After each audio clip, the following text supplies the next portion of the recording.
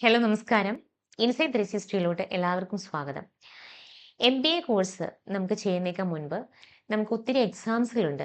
MBA നല്ല ഇൻസ്റ്റിറ്റ്യൂട്ടുകളിൽ നമുക്ക് MBA ചെയ്യണമെന്നുണ്ടെങ്കിൽ ഒരുപാട് എക്സാംസുകൾ അറ്റൻഡ് ചെയ്യണം. പല കുട്ടികളുടെയും ഒരു കൺസേൺ ആയിരുന്നു. പല കുട്ടികളും നമ്മളെ വിളിച്ച് വളരെ സങ്കടത്തോടു കൂടി പറഞ്ഞൊരു കാര്യമാണ്, പല എക്സാംസുകൾ ഞാൻ അറിഞ്ഞില്ല മാഡം. ഈ ഒരു എക്സാമിൻ്റെ ആപ്ലിക്കേഷൻസ് ഡേറ്റ് അറിഞ്ഞില്ല. ഈ ഒരു എക്സാം ചെയ്താൽ ഇന്ന ഇൻസ്റ്റിറ്റ്യൂട്ടിൽ ഞങ്ങൾക്ക് അഡ്മിഷൻ കിട്ടുമെന്ന് അറിഞ്ഞില്ലായിരുന്നു. അപ്പം അങ്ങനെ ഒത്തിരി കുട്ടികളുടെ ഒരു കൺസേണിനെ ബേസ് ചെയ്തിട്ടാണ് ഈ ഒരു വീഡിയോ നമ്മൾ ചെയ്യുന്നത്. നമുക്ക് ഡീറ്റെയിൽഡ് ആയിട്ട് തന്നെ നോക്കാം എന്തൊക്കെ എക്സാംസുകളാണ്, എന്തൊക്കെയാണ് ഇതിൻ്റെ പ്രൊസീജിയറുകളെന്ന്. ഒരു ബിസിനസ് അഡ്മിനിസ്ട്രേഷൻ മാസ്റ്റേഴ്സ് കോഴ്സ്, അതായത് ഒരു MBA പ്രവേശന പ്രക്രിയയുടെ ഏറ്റവും നിർണായകമായ ഘട്ടങ്ങളൊന്നു തന്നെയാണ് അതിൻ്റെ കൗൺസിലിംഗ്. ഉയർന്ന റാങ്കുള്ള സ്ഥാപനങ്ങളിൽ, അതായത് IIMS പോലെയുള്ള മെറിറ്റ് അടിസ്ഥാനത്തിലാണ് ഇവിടുത്തെ ഇന്റേണൽ സെലക്ഷൻ നടക്കുമ്പോൾ സംസ്ഥാന തലത്തെ മിക്ക കോളേജുകളിലും ഒരു കോമൺ കൗൺസിലിംഗ് വഴിയാണ് ഇവിടുത്തെ ഒരു എൻട്രൻസ് നടക്കുന്നത്. MBA പ്രവേശനത്തിന്റെ 4 പ്രധാന ഘട്ടങ്ങൾ നമുക്ക് നോക്കാം. ഒന്ന്, എൻട്രൻസ് എക്സാം. കോളേജ് തലത്തിലുള്ള എല്ലാ പ്രവേശന പരീക്ഷകളും വിദ്യാർത്ഥികൾക്ക് ലഭിക്കുന്നത് സ്കോറാണ് ആദ്യത്തെ മാനദണ്ഡം. ഒന്ന്, കോമൺ അഡ്മിഷൻ ടെസ്റ്റ് CAT. IIMകളിലെ അതുപോലെ FMS, IITകൾ, മറ്റ് മുൻനിര സ്വകാര്യ സ്ഥാപനങ്ങളിലെല്ലാം നിങ്ങൾക്ക് അഡ്മിഷൻ ലഭിക്കണം എന്നുണ്ടെങ്കിൽ ഈ കോമൺ അഡ്മിഷൻ ടെസ്റ്റ് നിങ്ങൾ അറ്റൻഡ് ചെയ്തിട്ടുണ്ടായിരിക്കണം. അടുത്തത് XAT Xavier aptitude test. XLRI അതുപോലെ തന്നെ ടോപ്പ് പ്രൈവറ്റ് BU സ്കൂളുകളിലെല്ലാം നിങ്ങൾക്ക് അഡ്മിഷൻ ലഭിക്കണം എന്നുണ്ടെങ്കിൽ ഈ ഒരു എക്സാം നിങ്ങൾ അറ്റൻഡ് ചെയ്തിട്ടുണ്ടായിരിക്കണം. അതുപോലെ തന്നെ NMAT, സ്നാപ്പ്, അതായത് NIMMISലും അതുപോലെ സിംഫോസിസ് പോലെയുള്ള പ്രത്യേക യൂണിവേഴ്സിറ്റികളിൽ നിങ്ങൾക്ക് അഡ്മിഷൻ വേണമെന്നുണ്ടെങ്കിൽ ഈ പറയുന്ന NMAT അല്ലെങ്കിൽ സ്നാപ്പ് നിങ്ങൾ ക്രാക്ക് ചെയ്തിട്ടുണ്ടായിരിക്കണം.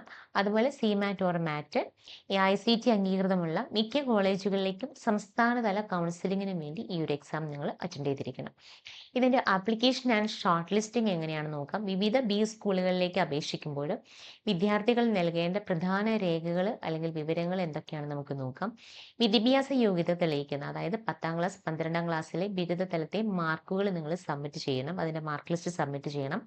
അതുപോലെ നിങ്ങളുടെ വർക്കിംഗ് എക്സ്പീരിയൻസ് ഉണ്ടെങ്കിൽ ഇത് പലപ്പോഴും ഒരു അധിക പരിഗണനയായിട്ട് നൽകാനായിട്ട് നിങ്ങൾക്ക് സഹായിക്കും. അതുപോലെ SOPകൾ, ചില ടോപ്പ് സ്കൂളുകളിലെ വ്യക്തിഗത ലേഖനങ്ങളോ അല്ലെങ്കിൽ പഠന ലക്ഷ്യ പ്രസ്താവനകളോ സ്റ്റേറ്റ്മെന്റ് ഓഫ് പർപ്പസോ അവരാവശ്യപ്പെടാറുണ്ട്. അപ്പോൾ അത് നിങ്ങൾ സബ്മിറ്റ് ചെയ്യേണ്ടതായിട്ട് വരും. അതുപോലെ തന്നെ എൻട്രൻസ് സ്കോർ, പ്രവേശന പരീക്ഷ ഫലം നിങ്ങൾ സബ്മിറ്റ് ചെയ്യണം. ഈ വിവരങ്ങളുടെ അടിസ്ഥാനത്തിലാണ് കോളേജ് ഗ്രൂപ്പുകൾ ഗ്രൂപ്പ് ഡിസ്കഷൻസ് വയ്ക്കും. അതുപോലെ തന്നെ വ്യക്തിഗത അഭിമുഖം എന്നിവയ്ക്കെല്ലാം വിദ്യാർത്ഥികളെ ഷോർട്ട് ലിസ്റ്റ് ചെയ്യുന്നത്. ഇനി തെരഞ്ഞെടുക്കുന്ന റൗണ്ടുകളിൽ, അതായത് ഇവിടെയാണ് വിദ്യാർത്ഥികളുടെ ആശയവിനിമയ ശേഷിയും മാനസികാവസ്ഥയും വിലയിരുത്തുന്നത്. അതായത് ഗ്രൂപ്പ് ഡിസ്കഷൻ, ഈ ഒരു ടീം വർക്ക് അല്ലെങ്കിൽ ആശയങ്ങൾ വ്യക്തമായിട്ട് അവതരിപ്പിക്കാനുള്ള കഴിവ്, ഒരു നേതൃത്വ പാഠവും എന്നിവയാണ് ഇവിടെ വിലയിരുത്തുകയാണ് ഈ ഒരു ഗ്രൂപ്പ് ഡിസ്കഷൻ കൊണ്ട് ലക്ഷ്യമാക്കുന്നത്. അതുപോലെ തന്നെ PA വ്യക്തിഗത അഭിമുഖം, വിദ്യാർത്ഥികളുടെ ലക്ഷ്യങ്ങൾ, ഒരു വിഷയത്തെക്കുറിച്ചുള്ള അവരുടെ അറിവ്, അവരുടെ ഒരു സമ്മർദ്ദത്തെ നേരിടാനുള്ള അവരുടെ കഴിവ് എന്നിവയെല്ലാം പരിശോധിക്കുകയാണ് ഈ ഒരു സെക്ഷനിലൂടെ അവർ ചെയ്യുന്നത്. അതുപോലെ തന്നെ എഴുതാനുള്ള കഴിവ്, ഒരു വിഷയത്തെക്കുറിച്ച് വ്യക്തമായ ഒരു കാഴ്ചപ്പാട് അവതരിപ്പിക്കാനുള്ള ശേഷി എന്നിവ അവർ മെഷർ ചെയ്യുകയാണ് ചെയ്യുന്നത്. ഇനി സീറ്റ് അലോട്ട്മെന്റും കൗൺസിലിങ്ങും, ഇതാണ് ഒരു കേന്ദ്രീകൃത പ്രക്രിയയായി നടക്കുന്നത്. ഒരു കേന്ദ്രീകൃത MBA കൗൺസിലിംഗ് പ്രക്രിയ എന്ന് പറയുമ്പോൾ CMAT, KMAT, അതുപോലെ തന്നെ MAH, CET പോലെയുള്ള സംസ്ഥാന തല പരീക്ഷകൾ വഴിയുള്ള പ്രവേശനം സാധാരണയായിട്ട് ഒരു കേന്ദ്രീകൃത കൗൺസിലിംഗ് സംവിധാനത്തിലാണ് നടക്കുക. പക്ഷെ പ്രധാനപ്പെട്ട IIMകൾക്കും മറ്റ് ഈ കൗൺസിലിംഗ് ഇതൊന്നും ബാധകമല്ല. അവർക്ക് നേരിട്ടുള്ള ഒരു അഭിമുഖവും പ്രവേശനമാണ്. ഇനി ഘട്ടം 1-നകത്ത് വരുന്നത് ഓൺലൈൻ രജിസ്ട്രേഷനും ഫീസ് അടയ്ക്കലാണ് ഫസ്റ്റ് സ്റ്റെപ്പ് എന്ന് പറയുന്നത്. ഒരു യോഗ്യത നേടിയ ഉദ്യോഗാർത്ഥികൾ കൗൺസിലിംഗ് നടത്തുന്ന അതോറിറ്റിയുടെ, അതായത് ഉദാഹരണത്തിന് ഇപ്പം നമ്മുടെ കേരളത്തിലെ LBS പോലെയുള്ള സ്ഥാപനങ്ങളിലെ ഒരു വെബ്സൈറ്റിൽ നമ്മൾ രജിസ്റ്റർ ചെയ്യണം. അതുപോലെ തന്നെ ഇതിനകത്ത് നമ്മൾ രജിസ്റ്റർ ചെയ്ത കൗൺസിലിംഗ് പ്രോസസ്സ്, ഫീസ് ഈ ഘട്ടത്തിൽ നിങ്ങൾ അടയ്ക്കേണ്ടതായിട്ട് വരും.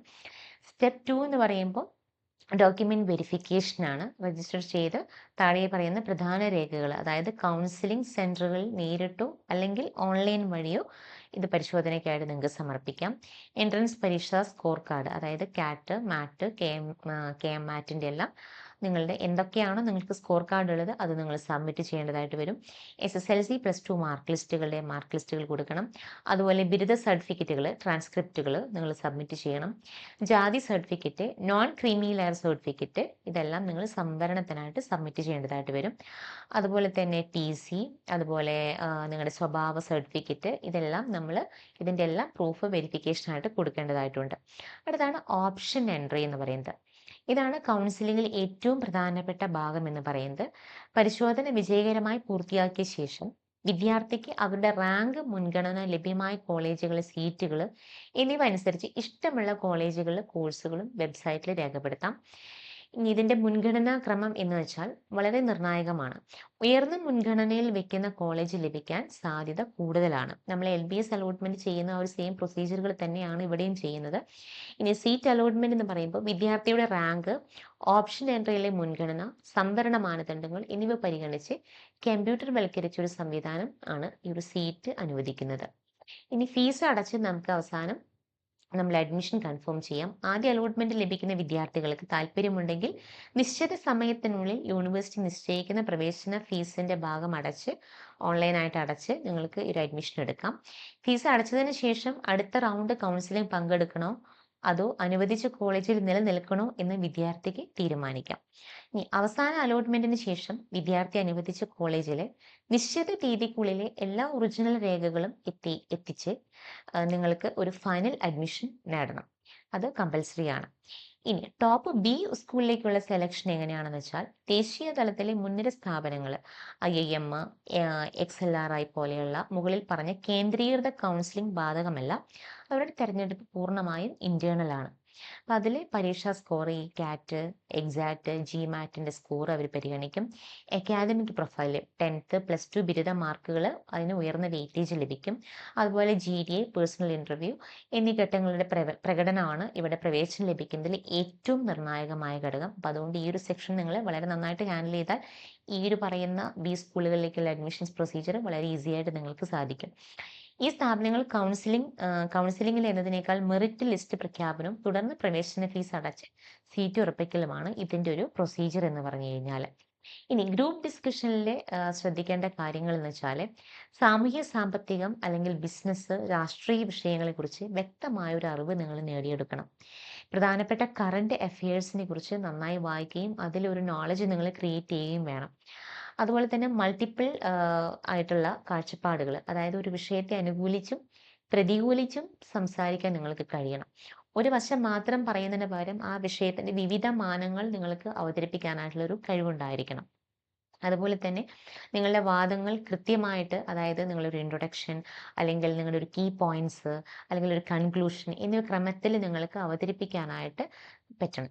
അതുപോലെ തന്നെ നിങ്ങളുടെ ബിഹേവിയറൽ ആസ്പെക്റ്റ്, അതായത് ഒരു GD തുടങ്ങാനുള്ള ഒരു അവസരം നിങ്ങൾക്ക് ലഭിക്കുകയാണെങ്കിൽ അത് ഉപയോഗിക്കുക.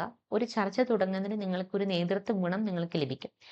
മറ്റുള്ളവർ പറയുന്നത് ശ്രദ്ധിക്കുകയും അവരുടെ ആശയങ്ങൾ അംഗീകരിച്ചുകൊണ്ട് നിങ്ങളുടെ വാദങ്ങൾ കൂട്ടിച്ചേർക്കുകയും ചെയ്യുക.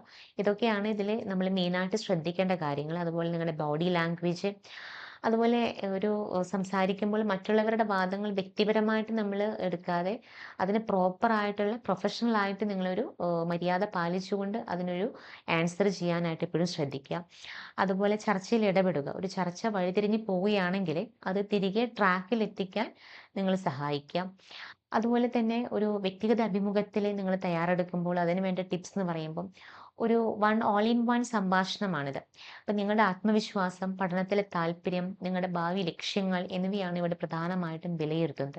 അപ്പം ഇത്തരത്തിലുള്ള കാര്യങ്ങളെല്ലാം നിങ്ങളൊന്ന് ശ്രദ്ധിച്ച് അതിനെ ഫോക്കസ് ചെയ്തിട്ട് നിങ്ങൾ ഈ ഒരു എക്സാംസുകൾ നോക്കിക്കഴിഞ്ഞാൽ തീർച്ചയായിട്ടും നിങ്ങൾക്ക് ഈ പറയുന്ന എക്സാമുകൾ ക്രാക്ക് ചെയ്തുകൊണ്ട് നമുക്ക് ഡീറ്റെയിൽഡ് ആയിട്ട് തന്നെ നല്ല കോളേജുകളിലേക്ക് എൻ്റർ ആവാൻ പറ്റും. ഇതിൻ്റെ എല്ലാം ഡീറ്റെയിൽഡ് വീഡിയോ നമ്മുടെ യൂട്യൂബ് ചാനലിലുണ്ട്. നിങ്ങൾക്കത് വിശദമായിട്ട് വാച്ച് ചെയ്യാവുന്നതാണ്. പല എക്സാംസുകളും ടൈം ഔട്ടായി. ഇനി വരുന്ന എക്സാംസുകളെല്ലാം തന്നെ നമ്മുടെ യൂട്യൂബ് ചാനലിൽ അപ്ഡേറ്റ് ചെയ്തുകൊണ്ടിരിക്കുന്നുണ്ട്. കൂടുതൽ വിവരങ്ങൾക്കായിട്ട് ഈ വീഡിയോയ്ക്ക് താഴെ കാണുന്ന നമ്പറിൽ കോൺടാക്റ്റ് ചെയ്യുകയോ ഞങ്ങളുടെ സോഷ്യൽ മീഡിയ പേജ് വഴി ഞങ്ങളെ കോൺടാക്റ്റ് ചെയ്യുകയും ചെയ്യാം. ഞങ്ങളുടെ അപ്ലിക്കേഷൻസ് മൂവിങ് ടൈമിൽ ഞങ്ങളുടെ ഇൻസൈറ്റ് 360 ആപ്പിൻ്റെ മെൻറ്റേഴ്സ് ഓൺലൈൻ സപ്പോർട്ടോടു കൂടി നിങ്ങളുടെ അപ്ലിക്കേഷൻ സബ്മിറ്റ് ചെയ്യാവുന്നതുമാണ്.